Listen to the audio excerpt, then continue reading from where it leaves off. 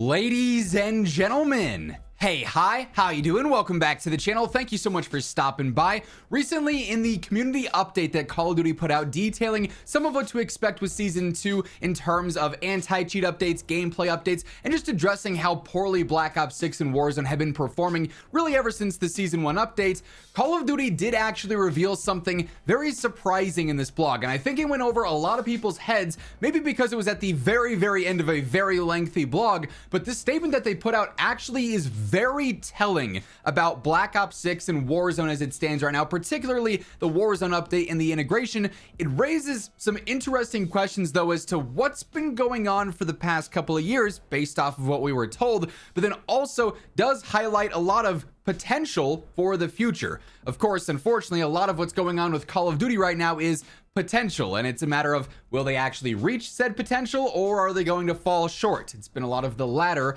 as of late. But that said, in this community update, like I said, there's one specific segment, one specific paragraph of this that is incredibly important. The thing is though, it's just all the way through all of this reading at the very bottom, just before their looking ahead segment. So they say this at the bottom of the Warzone tab here, where they talked about a whole bunch of stuff, talked about why the game was so broken, all sorts of bugs and glitches and issues there. They say, as a parting thought, we want to take a moment to reflect on the significance of the Black Ops 6 Warzone integration, which was the largest Warzone integration in Call of Duty history, across all the new weapons being added in, the new updates to the gunsmith system, Area 99, and then obviously the overhaul to movement and everything going on there with Omni movement. This was the most game-changing update in Warzone history, or the most game-changing integration. Obviously though, a lot of it ended up backfiring because Black Ops 6, while it had its issues and problems before Season 1,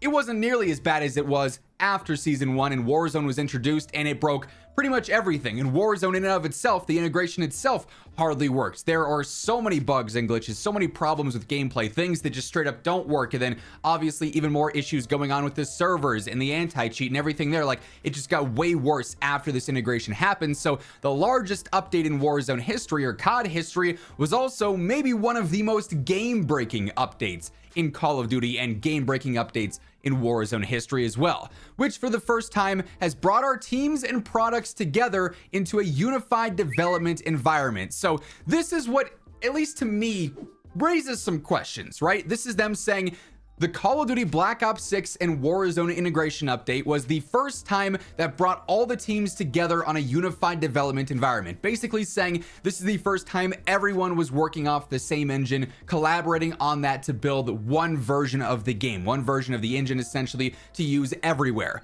Except, wasn't that the whole point of Warzone 2? Because when we got the new era of Call of Duty, they specifically said all COD games moving forward are going to be built on the same engine. So what we have with Modern Warfare 2 2022 and Warzone 2, that Infinity Ward engine, I think it's IW9, I think that's the name of it.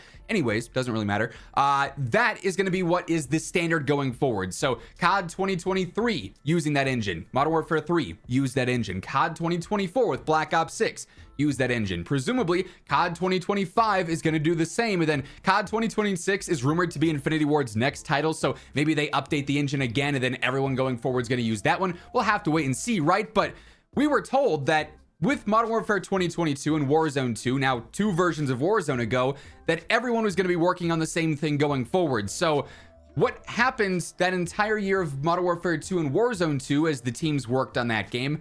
And then really what happened in Modern Warfare 3, because as we know, it for a lot of people just was kind of that DLC, even though it was better than the original game, the DLC of MW2 being sort of an extension of that, and a direct sequel for the first time ever. Like, Sledgehammer led the development on that.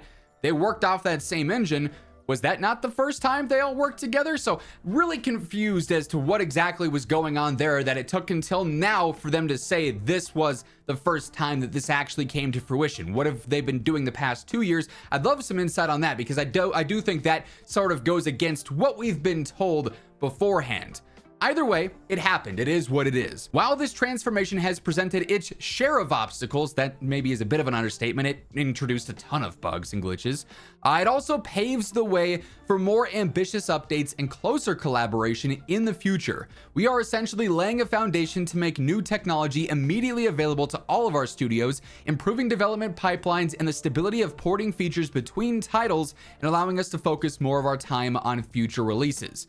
So again, this is great, especially if this is actually something that they follow through with, and this is something we can trust their word for going forward. This, in theory, should make things a lot better for COD 2025 and the Warzone integration there. Should make things better for 2026, 2027, beyond. However, again, goes back to my first initial statement, we were told this with Warzone 2. Going forward, things were going to be way more seamless, way easier to integrate. Every year is going to be more seamless than ever before. And Modern Warfare 3 wasn't ultimately super problematic either. Like the Warzone integration, it had its issues, just like every major update for COD does. It wasn't nearly as broken as this though. So again, just really confused on the timeline of this all. But at the same time, if this is truly the first time that they're doing all this together, and they can say that confidently now publicly, that does bode well for the future. That's a very good thing for the future if this can be trusted. Now let's face it, Call of Duty's word is not a great value right now. There is very little trust in this community because they haven't earned any trust over the course of the Black Ops 6 and Warzone integrations so far, because we assumed going in it was going to be smooth because they built it off the same engine and they were prepared for that. But now it's basically just a reset. So in a sense, the Black Ops 6 Warzone integration update was kind of like a beta test, if you will, because this was the first time that maybe now all teams have worked together. Perhaps that's what they're trying to phrase this as, is like Infinity Ward obviously made the engine, so they're familiar with it. Their update, obviously Warzone 2 had its normal bugs and glitches like every major launch does for COD, but it wasn't like super broken or anything. It just wasn't well received, right? And then Sledgehammer got their turn with Modern Warfare 3, and now Treyarch's gotten their turn as well. So everyone's maybe fully familiar with it now and has the experience with it now. And perhaps that's what they're sort of detailing here, just in a very weird way to describe it. Regardless, this was like the first major, hey, we launched it. This is going to be the, the first time we're doing this. So it's going to be a test period. We're going to learn a lot from this, is essentially what you can take away from this. Now, are they going to enact what they've learned here? Are they going to take this information that they've learned and that they've gained from what broke this integration, what went wrong, and apply that to future integrations? Time is only going to tell, and we have to hope. They say that they're going to. It's going to pave the way for more ambitious updates and more collaboration in the future. But this is what we were expecting the past couple of years already. We already thought we were to this point. So very weird situation here. I also want to jump over to Twitter though, however, because there's a bit more discussion here from some other creators that I think adds value to this discussion. So True Game Data, Tony, maybe one of the most informative and valuable creators and accounts that we have here in the COD space when it comes to what he provides, ends up taking this same paragraph that we just talked about here, this closing statement, and says, "This was the most important paragraph of the blog post today, in my opinion. This is a very good thing." And I would have to agree. If what their word here is saying is true, and it does end up happening in the coming years where things are now going to be easier than ever because they're all working together and they're familiar with it, that is a very good thing. That should be fantastic for future updates and future integrations here. Again, though, it's a matter of, do we trust what they're saying here? Can we trust what they're saying here? And will it actually be applied well in future updates?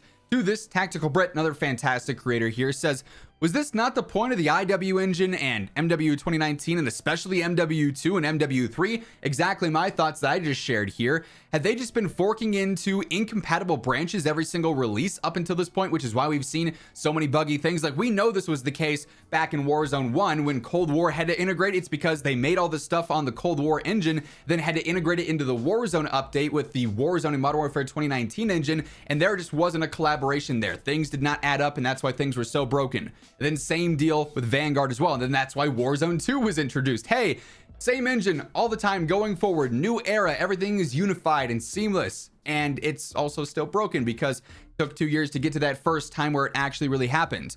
And if so, who thought that made any sense? How do you do everything integrated at a face level, but not actually do it on the back end? Which, again, is sort of reiterating the same point that I made. True Game Data says, "I don't know, but it's a good thing if everything is actually on the same page now," which it mostly is. Which, again, I think sort of goes back to my discussion there of maybe it was just playing catch up at that point. Like, they had to get Sledgehammer familiar with it throughout MW3. Then they had to get Treyarch with it, familiar with it throughout Black Ops 6. And now that they've launched, everyone is like, okay, sort of on the same page now. We've had the experience, we know what's up, and we can work with this going forward. And TacBrick says, 100% it's a good thing. I'm just astonished that wasn't the case in the first place. No wonder every release ends up falling within 3 months. No wonder every Warzone integration brings back 6 previous bugs, which is 100% the case, because it's the same song and dance every year. It's like, okay, Warzone integration, so much potential, and it broke this, and it broke this, and that bug is back, and this glitch is now a thing again. But it's like, we were told that wasn't gonna happen again. What's going on here? So really strange scenario where we're now being told that what we thought was happening, I guess, wasn't actually happening until now, where they're truly all together, they're on the same page. But unfortunately, because it was such a huge learning experience for everyone, that means that this was also a massive test. It was a lot of trial and error with certain things, and we as a player base unfortunately have to play through this, or rather not play through this, and just watch as everything is unfolding, and hope that they take that information, they take these mistakes, and they learn from them, and they build from them going forward. But definitely was a very interesting takeaway from this particular part of that blog that, like I said at the start, I think was really overlooked, because I think most people probably just thought it was a, hey, thanks for playing, thanks for, you know, dedicating your time to our game and everything, like they typically have at the end of their blogs, and didn't realize this is actually a very telling statement. So cross our fingers, you know, knock on wood, going forward, this stays true. This is actually what the situation is going to be. That said, as I've said many times over the past couple of weeks, Call of Duty's in a prove it stance now. They're in a prove it situation now. They have to prove to us that they can follow up what they say. Their actions speak way louder than their words. Their words are great. They've been solid with what little communication we've had, you know, so far. They say a lot of good things are coming. We have to actually see those good things happen, though, to say, okay, hey, your word actually has that value. You've earned back some trust there. So this is going to take a lot more time to prove, obviously. We have to see what future Warzone integrations are going to be like, or maybe some significant updates in the future of Black Ops 6 Warzone, what they're going to be like. If we see the same song and dance where major update drops, and this breaks, and this breaks, and this breaks, and it's a snowball effect, or if there actually is a big learning curve happening here. Time will tell. Of course, you guys know I'm gonna keep you updated with all the information you need to have here for Call of Duty, so feel free to hit that subscribe button to stay up to date with all of that. And if you enjoyed this video, a like rating on your way out is seriously appreciated. But once again, thank you so much for tuning in, and until next time, take it easy, have an awesome rest of your day, and I'll catch you later. Peace out.